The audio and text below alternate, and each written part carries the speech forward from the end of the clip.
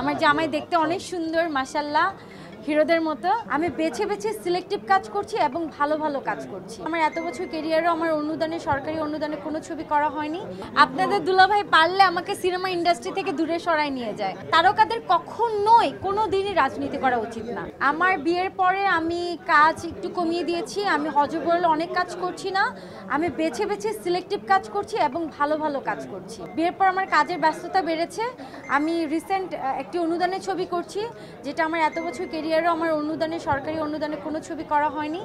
আমি অনেক লাকি যে আমার বিয়ের পরপরই আমি একটা অনুদানের ছবি সাইনিং করেছি এবং সেটা করছি। সিনেমা ছাড়া বিভিন্ন ব্র্যান্ড প্রমোশন, বিভিন্ন ব্র্যান্ডের ওনার হিসেবে ব্র্যান্ডের সাথে যুক্ত হওয়া, তারপর অনেকগুলো ব্র্যান্ডের সাথে আমি অলরেডি যুক্ত হয়েছি অ্যান্ড এগুলোই করা হচ্ছে। টিভিসি করছি অ্যান্ড ওয়েব ফিল্ম করছি, সাথে সাথে সিনেমা আছে।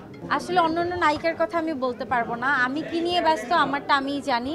সো আমার গত বছরও দুটো ছবি রিলিজ হয়েছে ডিপজল ভাইয়ের সাথে, আপনারা দেখেছেন, আপনারা অনেকেই দেখেছেন। ডিপজল ভাইয়ের সাথে আমার দুটো ছবি রিলিজ হয়েছে অ্যান্ড সাইমন সাদিকের সাথে আমার একটি ছবি রিলিজ হয়েছে, শেষবাজি। অ্যান্ড ইউটিউবে আমার অসংখ্য সিনেমা আছে। সো আমি আমার কথা বলতে পারবো, অন্য কারা কি করছে আমি বলতে পারবো। আপনাদের দুলাভাই পারলে আমাকে সিনেমা ইন্ডাস্ট্রি থেকে দূরে সরায় নিয়ে যায়। ও তো ইম্পসিবল আসবে না, আর আসলে ভালোই হইতো।